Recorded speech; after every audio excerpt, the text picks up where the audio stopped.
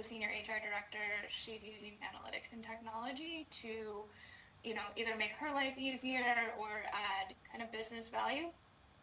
And so with that, Traci's going to share for, about 15 minutes, and then we'll do the usual Q&A, dialogue, all of that. My name's Traci. I'm your speaker today. I am the Senior Director at the Tisch School of the Arts at NYU. So let's talk about what we're going to be working on today. First, our agenda. We're not doing any work. Who am I and why am I here? I'm going to talk about the beginning of the recruitment journey or evolution, the now, and the change. So about me, I am a New Yorker by the way of Texas. I am an HR professional who did not choose human resources. Some of us might be in the same boat. Instead, human resources actually found me in the mid-1990s. I have a strong retail store and talent management background. Working with Casual Corner Group, I've really dated myself because they are no longer around, and Victoria's Secret. I became fascinated with learning and development, facilitation, recognition, working at Checks in the Mail, and that's just it.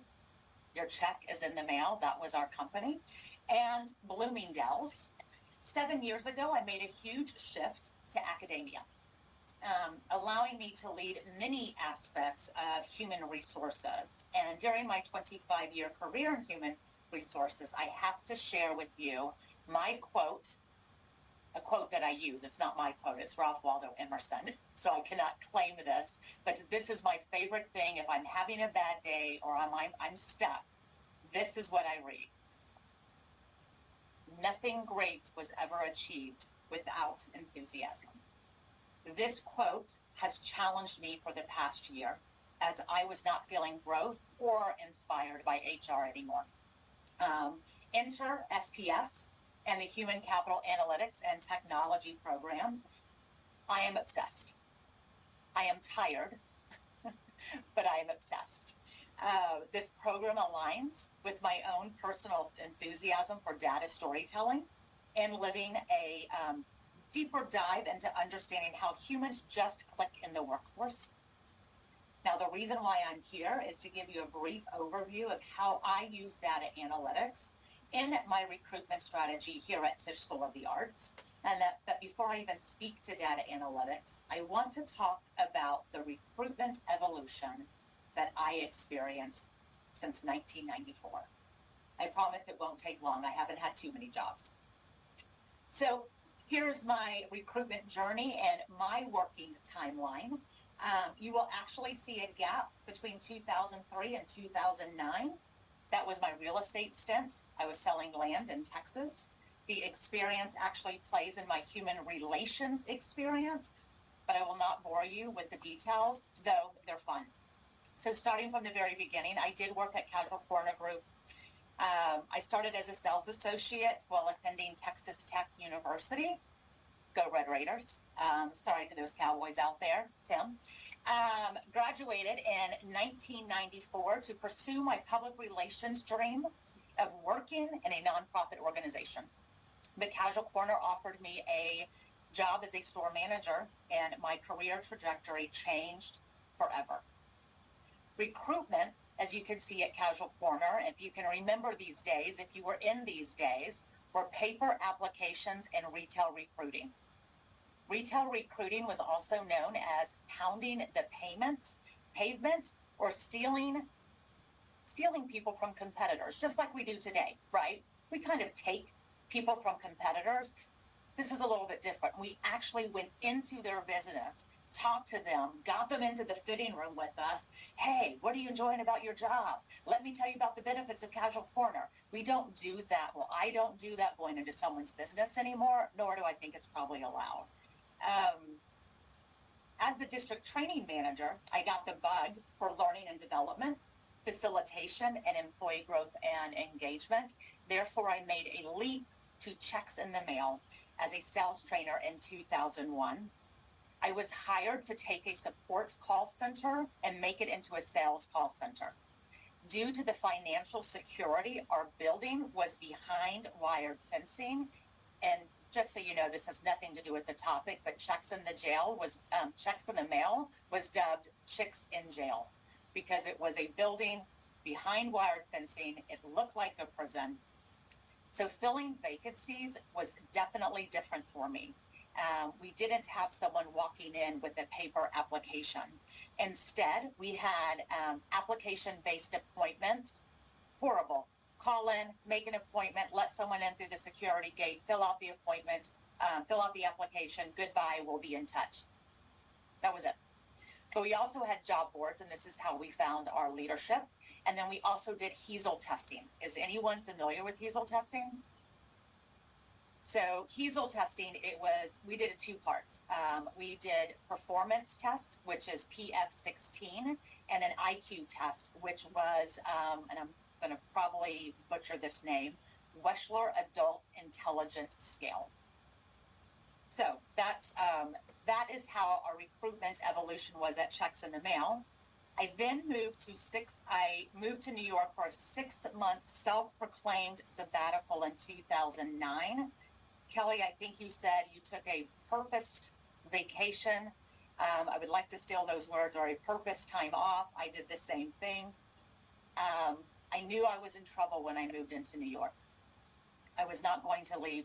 I was not going to go back to Texas, though I love Texas. My heart was in both places. I needed a job, and I landed at Bloomingdale's as their assistant education manager. And while at Bloomingdale's, our recruitment included business cards. Walking around, spreading out business cards. It was who you know.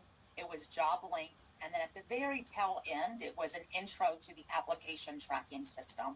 And we also had leadership testing there for our recruitment processing. I was recruited to the flagship store for Victoria's Secret. Now it's closed down. That's because I left. Not really. They're just not doing very well. Get rid of your stocks. In 2013, as their manager, we accepted paper applications. We did job fairs, retail recruiting, social media, and then in my last 6 months, I onboarded people with Taleo, which was an applicant tracking system, and that was company-wide. It just wasn't store-wide.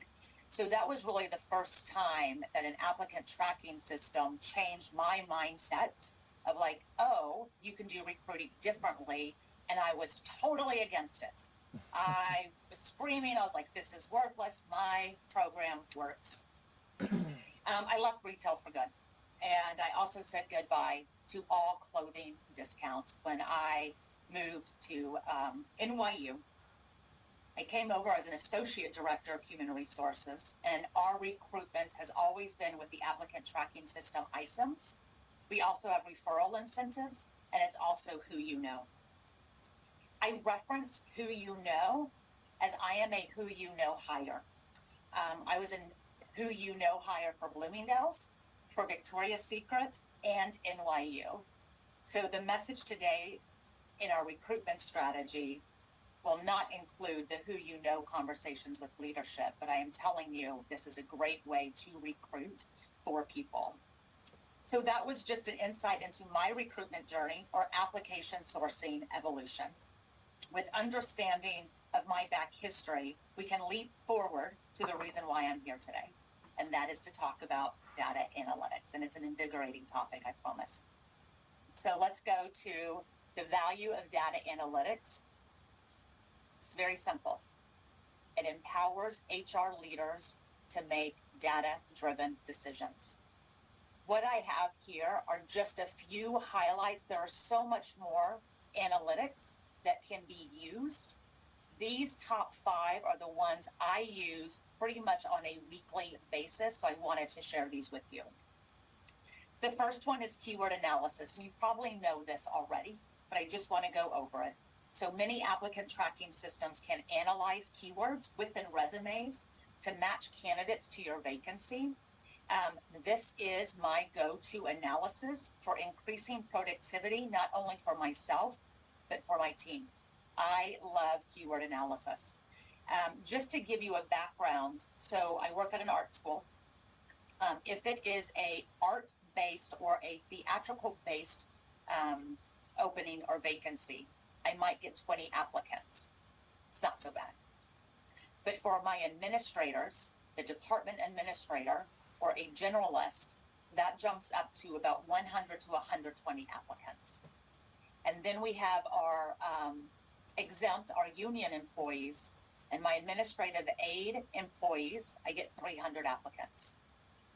Can you imagine going through 300 applicants? Not so good. So keyword analysis is huge. The next one is job posting performance metrics. It's not the performance of the candidate, it's actually the metrics of the job posting.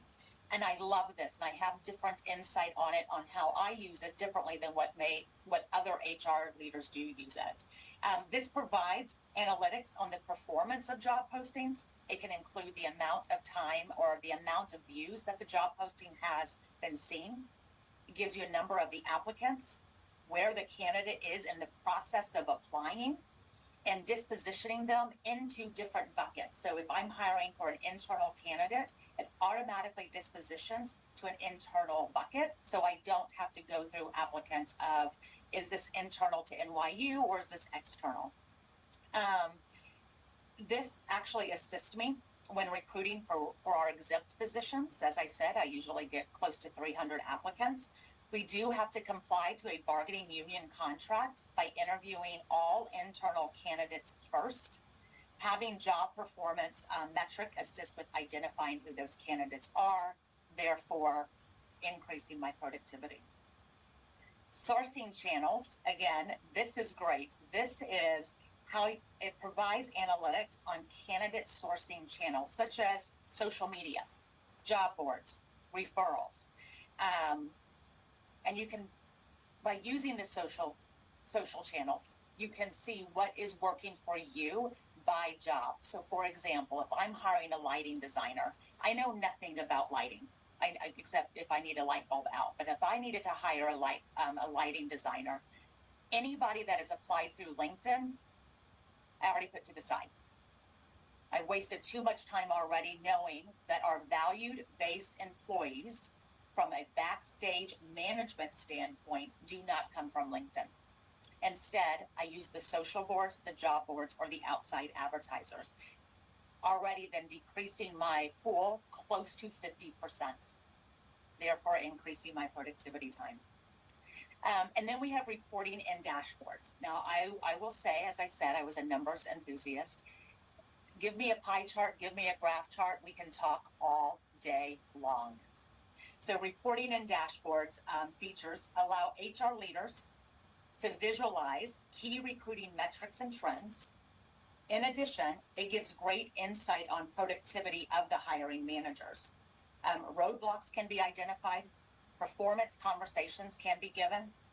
Dashboards give you an overhead view of what is taking place. However, I must state, dashboards are only as good as the data that is in the system. So if the data is wrong, the dashboard can be skewed. Data integrity is a must, but that is a topic for another day. And if anybody loves data integrity as much as I do, let's go grab a Diet Coke. I don't drink coffee, but I'll buy you a coffee because I love data integrity as well. And then one of the ones that I just introduced probably about 5 years ago was diversity and inclusion metrics. Platforms, so any ATS platform is going to offer analytics specifically designed to track diversity and inclusion metrics. This may be from a demographic composition, but it also helps you with the hiring outcomes by demographic group.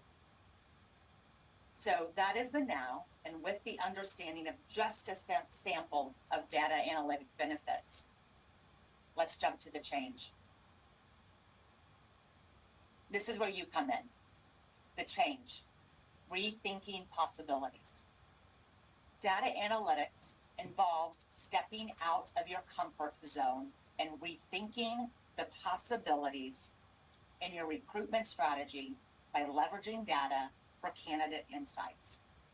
It is as simple as reviewing the data and then making an expert decision to hire the right candidate. Simple as that. But now, let's not stop there. I don't want you to think, but Traci, how have you used data analytics and what have you done differently and how did you change? So I did. I'm going to share you a personal example. First, I have to tell you what I uncovered. My blind spot is what I say, and I talk about blind spots all the time. As I uncovered my blind spot in my recruiting strategy, starting to use ATS systems in the early 2000s. My focus was ensuring the right candidate got placed in the right job. That's what your focus is as an HR talent manager. Get the right candidate in the right job. Employee retention rates were celebrated, but I was working harder and I was not working smarter. I relished finding the perfect candidate, but didn't even think about the candidate's experience. So learning that was my blind spot, knowing that I needed to make a change, knowing that I needed to do something different. I've created a center of excellence for the candidate experience.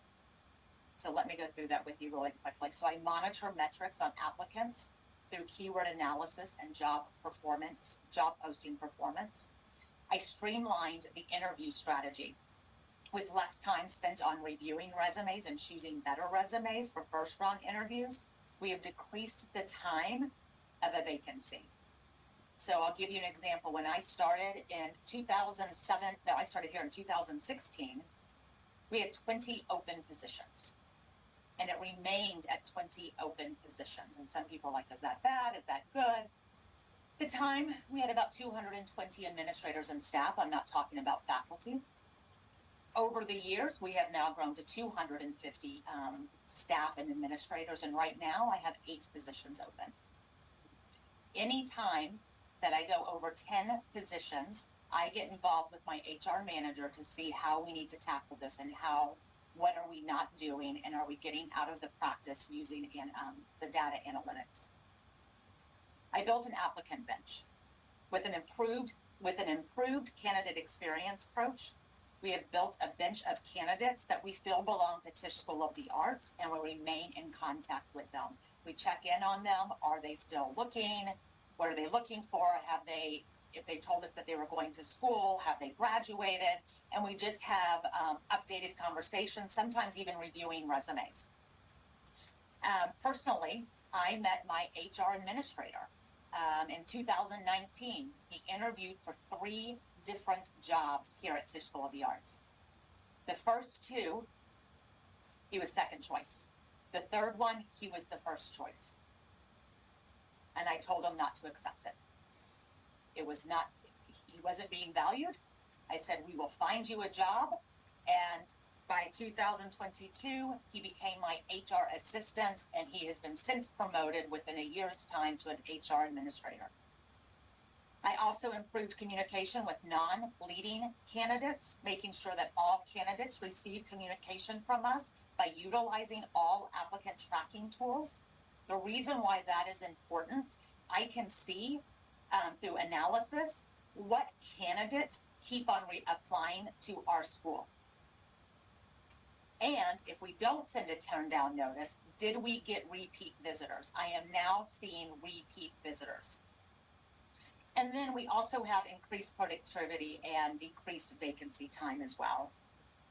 I'm going to be honest here. I am probably the most honest HR leader out there, honesty to a fault. This was not an overnight success, and I'm not even saying this is a success right now. I had to get buy-in from leaders. I too struggled and still struggle with the idea of my antiquated recruitment workflow. You know the saying, if it's not broken, why fix it? So I still get the deer in headlight looks from senior leaders when I explain my data-driven decisions. It is not easy. I'll be the first one to tell you it's not easy. It's not easy to even make the change, but it is worthwhile. And so I leave you this quote from Walt Disney himself, one of my favorite people that I wish I got to meet. The way to get started is to quit talking and begin doing. So that's it. I thank you for your time. Let's connect. Here's my information. You can connect with me here at NYU, or you can find me on LinkedIn. I am all about connections. Even on my LinkedIn background, you will see kind of the connection piece with people as well. So I'm going to stop sharing and open this up. Traci, I think one of the things that I've struggled with, and it seems like you've done a lot of awesome things, but it's, for me, I always like, I have all these things that I want to do, but how do you figure out like where to focus your time, and then, how do you know which things to focus on, and then, make sure they get done? Yeah. Maintain that focus, I guess. That is great. And the first thing, it was not data analytics. That was not my first thing. My first thing was improving candidate experience. And it was. I was like, okay, you know what? Our candidate pool is lacking. How do we get the people that we like to keep on returning back to us? But then I realized, Tim, that, well, how do I know they're not returning back to us? Am I doing this manual check? These are the people we like. Are they actually applying for these jobs? And then once I knew what I wanted from the candidate experience, I was able to highlight what I wanted. And the first thing was keyword analysis, 100%. So I needed to increase the productivity of my hiring managers because we had too many job opens at all times. That wasn't good for the school. It wasn't good for my compensation package because people were asking for additional compensation all the time. So candidate experience, realizing that wasn't good enough, that I had to introduce data analytics. Then I had to go into what I wanted from it, and that was key analysis. And then after that, I learned about sourcing. I never thought sourcing was a big deal until I realized where I get my managers and leadership, which is usually through LinkedIn or Indeed. And then my artist background, where they're actually on the stage, is usually through the job boards. I wouldn't be here talking about sourcing if it wasn't a big thing for me. The best advice I can give you, Tim, is you don't go in with it all at once. Learn it, understand who your people are, who your candidates are, and what keyword analysis can do for you, then get to the next step. The next step.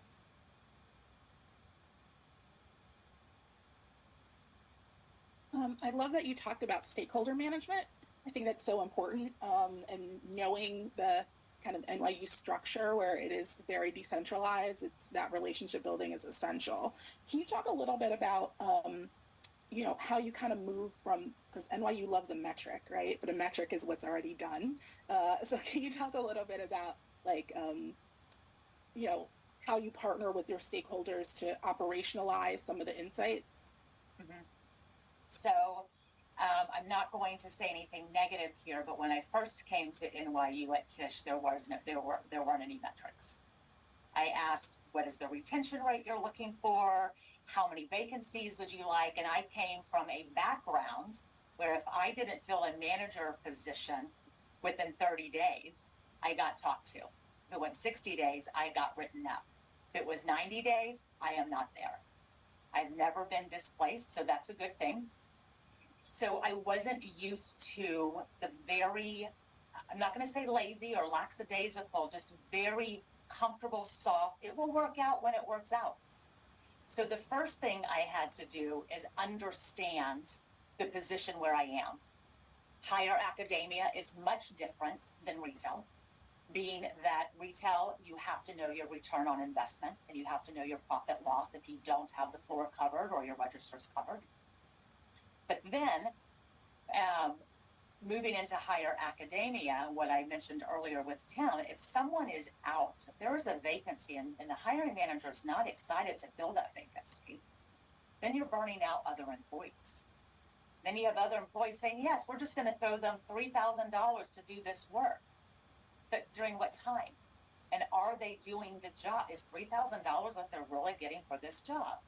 So we had to actually break down those thought processes first. It had nothing to do with data analytics. It had nothing to do with how I used to do recruiting. It had to do with what are we doing now that's not working? And people had to accept that big change was coming the way. And so right now my practice is, you have a vacancy. When do you want to fill it? My first question. I want to fill it by 9/1. Well, we are not posting that job right now because that's the candidate experience. Why host someone in? And I, at the time, and I'll be honest with all of you, I didn't use data analytics to support my departments up front. I now wish I know what I know now, because if I had that data, it most likely would have been much easier sale to actually, my Texan just came out, sorry, be a much easier sale to get them on board for the change of waiting for the job to be posted for 60 days, 90 days, until they're ready to start that process. So that was the first thing I had to break down, Kelly. The next thing is, and this took about 3 years. And within that 3 years, I had different teammates coming into my department, and I've always loved my HR peeps, but recruiting strategy was different. But once I broke that down and we made that change, then we talked about the interview structure and how to break that down.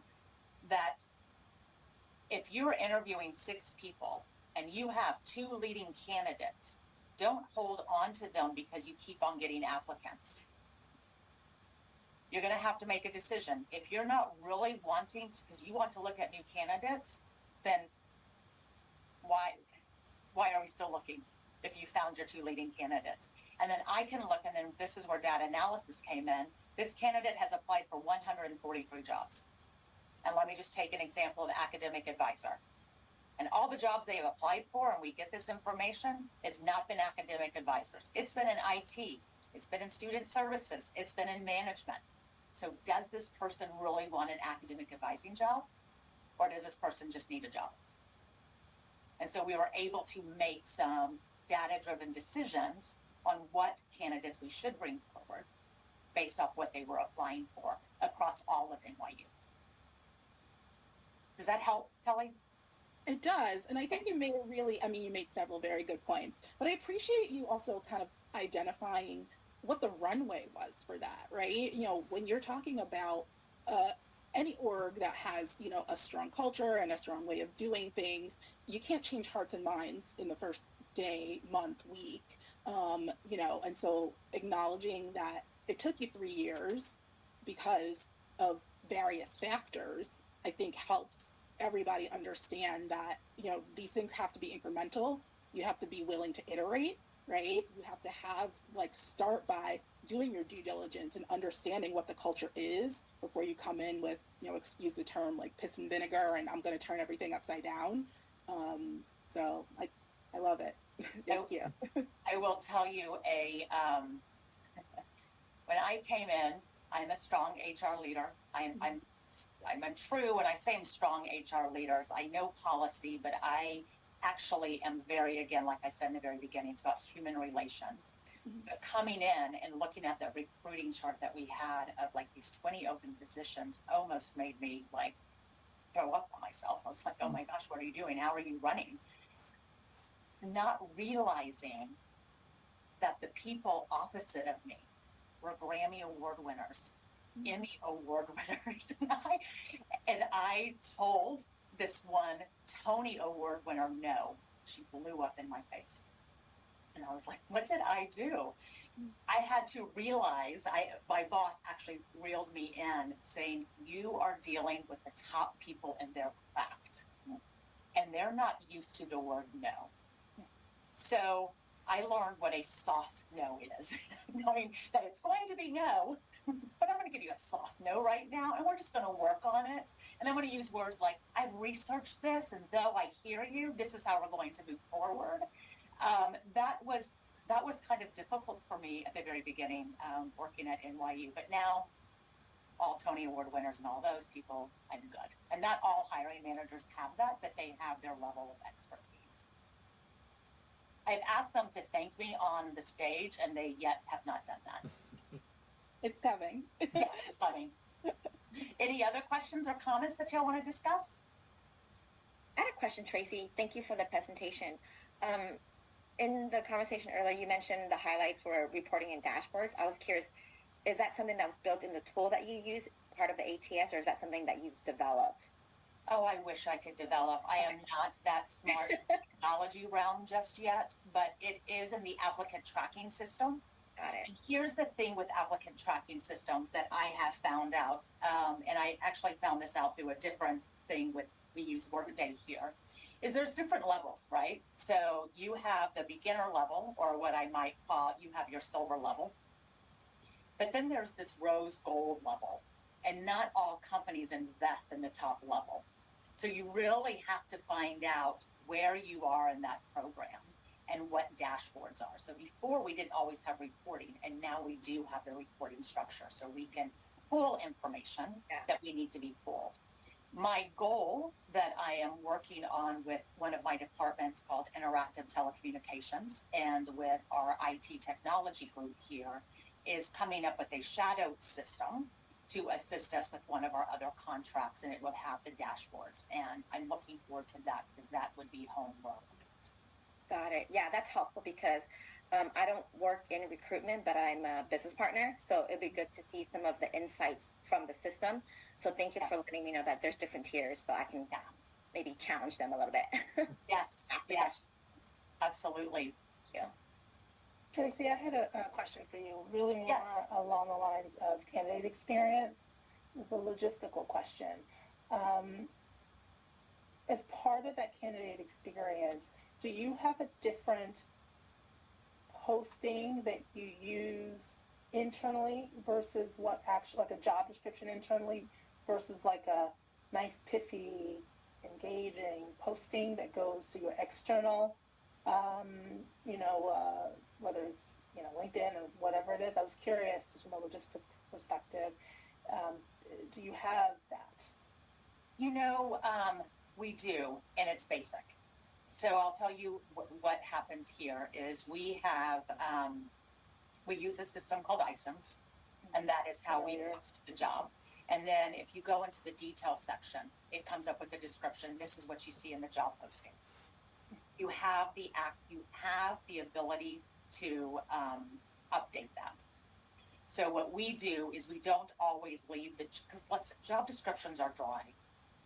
Hey, come work for us, do some number, so we do pep up some of our job descriptions, allowing numbers in there, how many advisors they might oversee, how many managers or talent they might oversee. So we do make those changes as well. And that's also assisted with us, I think, with streamlining some of our candidates.